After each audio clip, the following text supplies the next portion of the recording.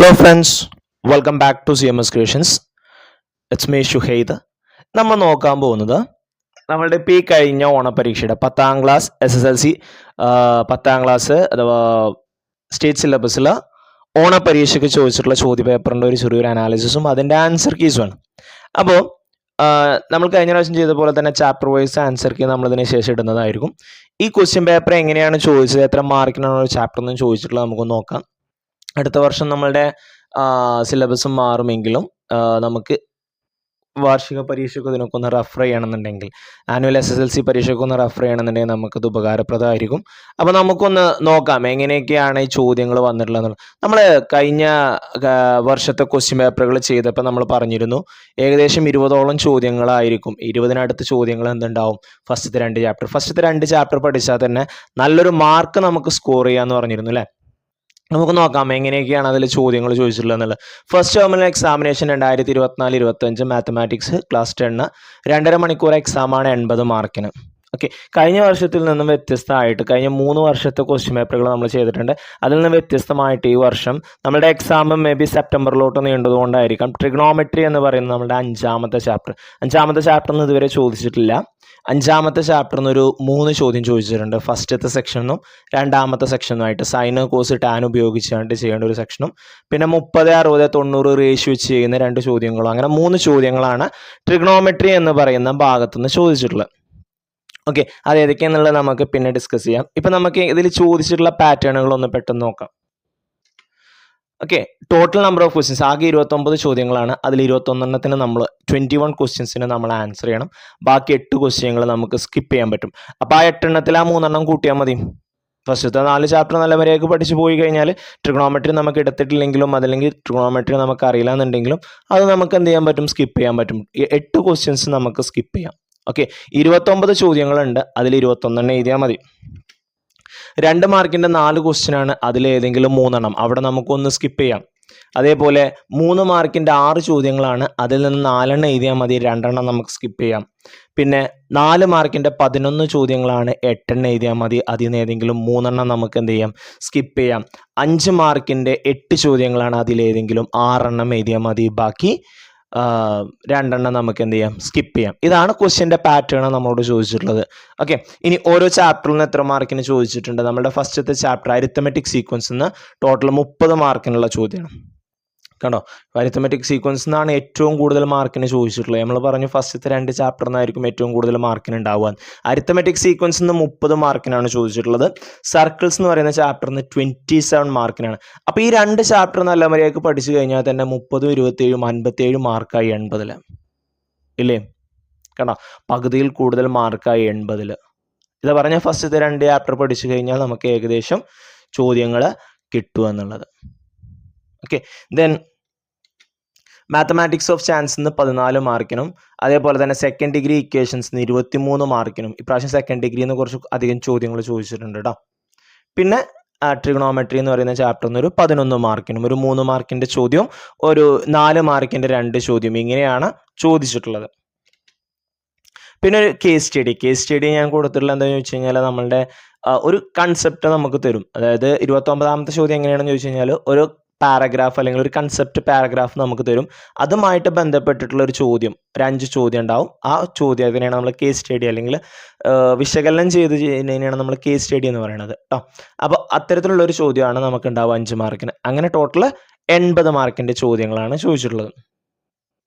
അപ്പോൾ ഈ അരിത്തമെറ്റിക് സീക്വൻസും അതേപോലെ തന്നെ സർക്കിൾസും പഠിച്ചാൽ തന്നെ നമുക്ക് എത്രയായി, 57 മാർക്കിനുള്ള ചോദ്യമായി.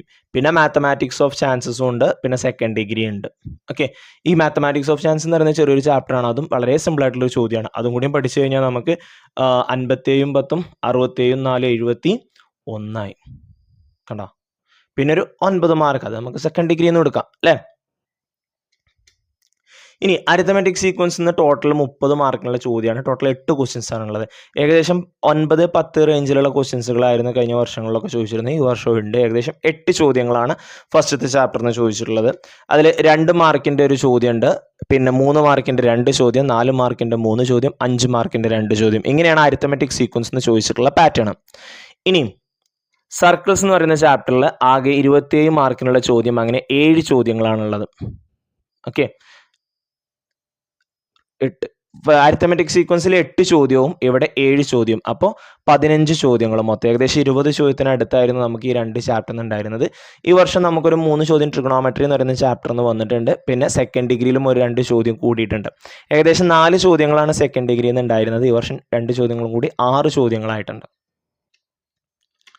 ഇനി 2 മാർക്കിൻ്റെ ഒരു ചോദ്യം, 3 മാർക്കിൻ്റെ ഒരു ചോദ്യം, 4 മാർക്കിൻ്റെ 3 ചോദ്യം, 5 മാർക്കിൻ്റെ 2 ചോദ്യം, ഇങ്ങനെയാണ് സർക്കിൾസ് എന്ന് ചോദിച്ചിട്ടുള്ളത്.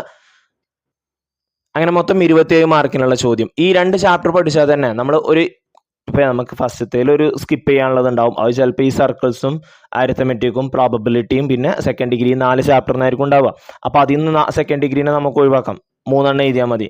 പിന്നെ 3 മാർക്കിൻ്റെ ചോദ്യം അതേപോലെ തന്നെ അവിടെയുണ്ട്. എന്താ പറയുക, സർക്കിൾസിൽ നിന്ന് അരിത്തമെറ്റിക്കിൽ നിന്ന് 3 മാർക്കിന് നമ്മൾ പറഞ്ഞു 2 ചോദ്യമുണ്ട്, സർക്കിൾസിൽ നിന്ന് 1 ചോദ്യമുണ്ട്, പിന്നെ പ്രോബബിലിറ്റി എന്നൊരു ചോദ്യമുണ്ട്, സെക്കൻഡ് ഡിഗ്രി എന്നൊരു ചോദ്യം. ഓക്കെ, അപ്പോൾ അവിടെയും നമുക്ക് ഈ സെക്കൻഡ് ഡിഗ്രിയും പ്രോബബിലിറ്റി ഒക്കെ വെച്ചുകൊണ്ട് നമുക്ക് എന്ത് ചെയ്യാൻ പറ്റും. ഇനി ഇവിടെ നമുക്ക് സ്കിപ്പ് ചെയ്യാം, നമുക്ക് ഇഷ്ടമുള്ള ചോദ്യങ്ങൾ സ്കിപ്പ് ചെയ്യാം. ഓക്കെ, ഇവിടെ നമുക്ക് ഇഷ്ടമുള്ള ചോദ്യങ്ങൾ നമുക്ക് എന്ത് ചെയ്യാം, സ്കിപ്പ് ചെയ്യാം. അപ്പോൾ സർക്കിൾസിൽ നിന്നും അരിത്തമെറ്റിക് സീക്വൻസിൽ നിന്നും വരുന്ന ചോദ്യങ്ങൾ നമുക്ക് ആദ്യം എഴുതുക. എന്നിട്ട് നമുക്ക് അറിയുന്ന പ്രോബബിലിറ്റി ആണോ സെക്കൻഡ് ഡിഗ്രി ആണോ നോക്കുക. ബാക്കിയുള്ളത് നമുക്ക് എന്ത് ചെയ്യാം, സ്കിപ്പ് ചെയ്യാം. ദെൻ മാത്തമാറ്റിക്സ് ഓഫ് ചാൻസ് നിന്ന് ടോട്ടൽ 14 മാർക്കിനുള്ള ചോദ്യമാണ്. ആകെ 4 ചോദ്യങ്ങളെ ചാപ്റ്ററിൽ നിന്ന് ചോദിച്ചിട്ടുള്ളൂ. 2 മാർക്കിൻ്റെ ഒരു ചോദ്യം ചോദിച്ചിട്ടുണ്ട്, 3 മാർക്കിൻ്റെ ഒരു ചോദ്യം, 4 മാർക്കിൻ്റെ ഒരു ചോദ്യം, 5 മാർക്കിൻ്റെ ഒരു ചോദ്യം. ഓരോ സെക്ഷനിലും ഓരോ ചോദ്യം വെച്ചാണ്ട് ഏത് ചാപ്റ്ററിൽ നിന്ന് ചോദിച്ചിട്ടുണ്ട്, മാത്തമാറ്റിക്സ് ഓഫ് ചാൻസ് എന്ന് ചോദിച്ചിട്ടുണ്ട്. ടോട്ടൽ 14 മാർക്കിനുള്ള ചോദ്യങ്ങളാണ് ചോദിച്ചിട്ടുള്ളത്. 5 4 9, 9 3 12, 2 14. ഓക്കെ, അപ്പോൾ പ്രോബബിലിറ്റിയിൽ നിന്ന് 14 മാർക്കിനുള്ള ചോദ്യങ്ങളാണ് ചോദിച്ചിട്ടുണ്ടായിരുന്നത്. ആ പാറ്റേൺ ഇങ്ങനെയായിരുന്നു. പ്രോബബിലിറ്റിയിൽ നിന്ന് ചോദിച്ചുള്ളൂ. ഓരോ സെക്ഷനിലും ഓരോ ചോദ്യമായിരുന്നു ഉണ്ടായിരുന്നത്. ദെൻ സെക്കൻഡ് ഡിഗ്രി ഇക്വേഷനിൽ ടോട്ടൽ 23 മാർക്കിനുള്ള ചോദ്യമാണ്. ആകെ 6 ചോദ്യങ്ങളാണ് ഉണ്ടായിരുന്നത്. അതിൽ 2 മാർക്കിൻ്റെ ഒരു ചോദ്യം, 3 മാർക്കിൻ്റെ 1, 4 മാർക്കിൻ്റെ 2, 5 മാർക്കിൻ്റെ 2, അങ്ങനെ ടോട്ടൽ 23 മാർക്കിൻ്റെ ചോദ്യങ്ങളാണ് സെക്കൻഡ് ഡിഗ്രി ഇക്വേഷൻ അഥവാ രണ്ടാംകൃതി സമവാക്യങ്ങൾ എന്ന് പറയുന്ന ചാപ്റ്ററിൽ നിന്ന് ആകെ 6 ചോദ്യങ്ങളായിട്ട് ചോദിച്ചിട്ടുള്ളത്. പിന്നെ ഈ വർഷം നമുക്ക് ഞാൻ പറഞ്ഞു ഒരു ട്രിഗണോമെട്രി എന്ന് പറയുന്ന ചാപ്റ്ററിൽ നിന്ന് കുറച്ച് ചോദ്യങ്ങൾ ചോദിച്ചിട്ടുണ്ട്. 11 മാർക്കിൻ്റെ ചോദ്യങ്ങളാണ്. ആകെ 3 ചോദ്യങ്ങളെ ട്രിഗണോമെട്രി എന്ന് ചോദിച്ചിട്ടുള്ളൂ. 3 മാർക്കിൻ്റെ ഒരു ചോദ്യമുണ്ട്, 4 മാർക്കിൻ്റെ 2 ചോദ്യങ്ങളുണ്ട്.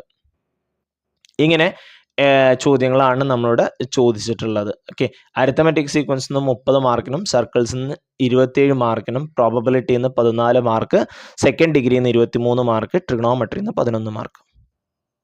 ഓക്കെ, അപ്പോൾ ഫസ്റ്റത്തെ സെക്ഷനിൽ അരിത്തമെറ്റിക്കിൽ നിന്ന് ഒന്നുണ്ടാവും, സർക്കിളിൽ നിന്ന് ഒന്നുണ്ടാവും, പ്രോബബിലിറ്റിയിൽ നിന്ന് ഒന്നുണ്ടാവും, സെക്കൻഡ് ഡിഗ്രിയിൽ നിന്ന് ഒന്നുണ്ടാവും. അതിലേതെങ്കിലും 3 ഇത്. പിന്നെ പിന്നെ വന്ന സെക്ഷനിൽ സർക്കിൾസിൽ നിന്ന് 2 ഉണ്ടാവും, പിന്നെ സർക്കിൾസിൽ നിന്ന് 1 ഉണ്ടാവും, ട്രിഗണോമെട്രിയിൽ നിന്ന് 2 ഉണ്ടാവും, പ്രോബബിലിറ്റിയിൽ നിന്ന് 1 ഉണ്ടാകും, പിന്നെ സെക്കൻഡ് ഡിഗ്രിയിൽ നിന്ന് 1 ഉണ്ട്, ട്രിഗണോമെട്രിയിൽ നിന്ന് 1 ഉണ്ട്. അങ്ങനെ മൊത്തം 6 അതിൽ ഏതെങ്കിലും 4 ഇത്. ഓക്കെ, പിന്നെ അടുത്തത് വന്നത് അരിത്തമെറ്റിക് പ്രോഗ്രഷന് 3 പിന്നെ സർക്കിൾസിൽ നിന്ന് 3 അപ്പം തന്നെ 6 പിന്നെ പ്രോബബിലിറ്റിയിൽ നിന്ന് 1, പിന്നെ സെക്കൻഡ് ഡിഗ്രിയിൽ നിന്ന് 2 പിന്നെ ട്രിഗണോമെട്രിയിൽ നിന്ന് 2 അങ്ങനെ മൊത്തം 11 അതിലേതെങ്കിലും 8 എഴുതണം. പിന്നെ 5 മാർക്കിന് ചോദിച്ച ലാസ്റ്റ് സെക്ഷനിൽ AP നിന്ന് 2 പിന്നെ സർക്കിൾസിൽ നിന്ന് 2 പിന്നെ പ്രോബബിലിറ്റിയിൽ നിന്ന് 1, സെക്കൻഡ് ഡിഗ്രിയിൽ നിന്ന് 2 അങ്ങനെ മൊത്തം പിന്നെ ഒരു 5 മാർക്ക് ഒരു കേസ് സ്റ്റഡിയാണ്. അങ്ങനെ മൊത്തം 8 ചോദ്യം ഉണ്ട്, അതിലേതെങ്കിലും 6 എഴുതി. ഇപ്പോൾ ഈ കേസ് സ്റ്റഡി നമുക്ക് അറിയില്ലെങ്കിലും കുഴപ്പമില്ല, ബാക്കിയുള്ള പോർഷൻസ് ഒന്ന് കിട്ടിയാൽ മതി. അതായത് സർക്കിളിൽ നിന്ന് 2 ഉണ്ട്, പിന്നെ AP നിന്ന് 2 ഉണ്ട്, അപ്പം തന്നെ 4 അല്ലേ. പിന്നെ പ്രോബബിലിറ്റിയിൽ നിന്ന് 1 ഉണ്ട്, പിന്നെ സെക്കൻഡ് ഡിഗ്രിയിൽ നിന്ന് 2 ഉണ്ട്, അപ്പം തന്നെ 7 നമുക്ക് 6 മതി. ഓക്കെ, കേസ് സ്റ്റഡി 5 മാർക്കിന് അഥവാ ഒരു പാരഗ്രാഫ് തന്നിട്ട് അതിലുള്ള അത് വായിച്ച് കൺസെപ്റ്റ് മനസ്സിലാക്കിയിട്ടുള്ള ചോദ്യം. അപ്പോൾ ഇത്രയും ഇത് പാറ്റേണിലാണ് നമുക്ക് 2024 ഇപ്പം ഈ വർഷം കഴിഞ്ഞ് നമ്മളുടെ ഓണപരീക്ഷയുടെ അത് വന്നിട്ടുള്ളത്. ഇനി അടുത്ത വീഡിയോയിൽ നമുക്ക് ഓരോ ചാപ്റ്റർ വൈസ് ആയിട്ടും ചോദിച്ചിട്ടുള്ള ചോദ്യങ്ങളും അതിൻ്റെ ആൻസറുകളും നമുക്ക് എന്ത് ചെയ്യാം, ചെക്ക് ചെയ്യാം. നമുക്കൊന്ന് റെഫർ ചെയ്യണമെന്നുണ്ടെങ്കിലൊക്കെ അത് ഉപയോഗപ്രദമാവും. അടുത്ത വർഷം നമ്മുടെ സിലബസ് മാറുകയാണെന്നുണ്ടെങ്കിലും റെഫർ ചെയ്യാൻ നമുക്കിതൊക്കെ ഉപയോഗപ്രദമാവും. ഓക്കെ, നമുക്ക് +1 പോകണമെന്നുണ്ടെങ്കിലും അവിടെയും ചിലപ്പോൾ ഈ അരിത്തമെറ്റിക് പ്രോഗ്രഷൻ ചിലപ്പോഴല്ല അവിടെ ഉണ്ട് അരിത്തമെറ്റിക് പ്രോഗ്രഷനും ജോമെട്രിക് പ്രോഗ്രഷൻ എന്നൊക്കെ പറഞ്ഞാൽ ഓരോന്നും.